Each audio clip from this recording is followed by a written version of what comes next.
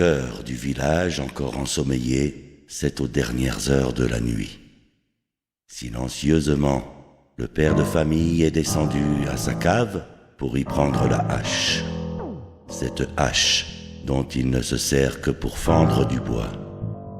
Sans faire plus de bruit, il est remonté à l'étage des chambres où dormait sa femme et ses deux jeunes enfants.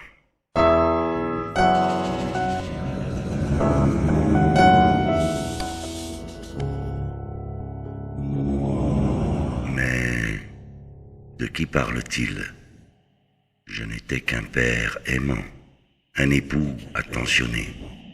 Moi, je n'avais pas d'autre histoire.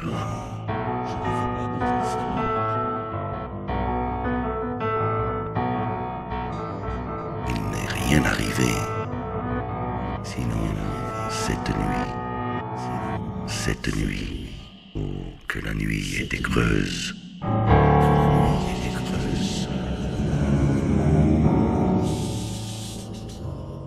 Devant moi, la nuit se creusait, inexorablement,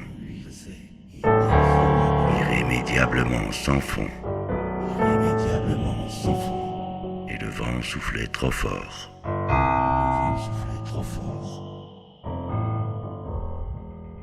Que faire d'autre que me rendre?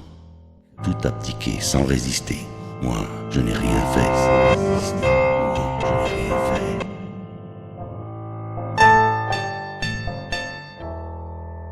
Moi, je n'ai rien fait. Je ne suis pas un monstre. C'était là depuis trop longtemps. Depuis la nuit des temps.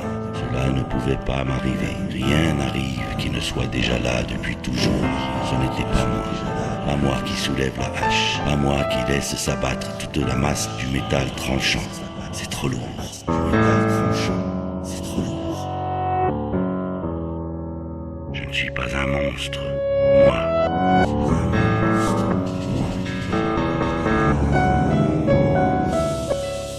C'est lui. C'est lui. Il était là, derrière le mur des fonds de la cave. Impossible de le retenir emmuré.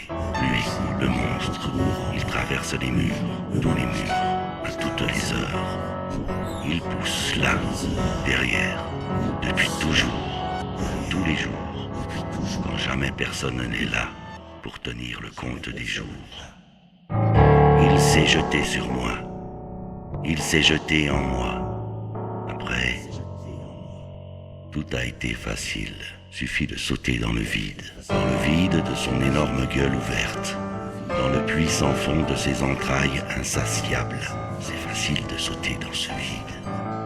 Tout a été facile, comme tout ce que l'on fait une fois pour toutes. Il n'y aura plus jamais rien d'autre à faire, inexorablement, irrémédiablement. Je ne suis pas un monstre.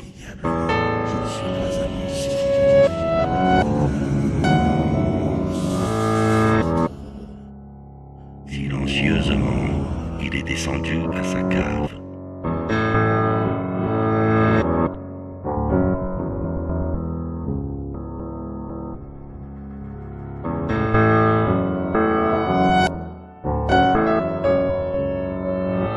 Pour y prendre la hache dont il se sert pour fendre du bois.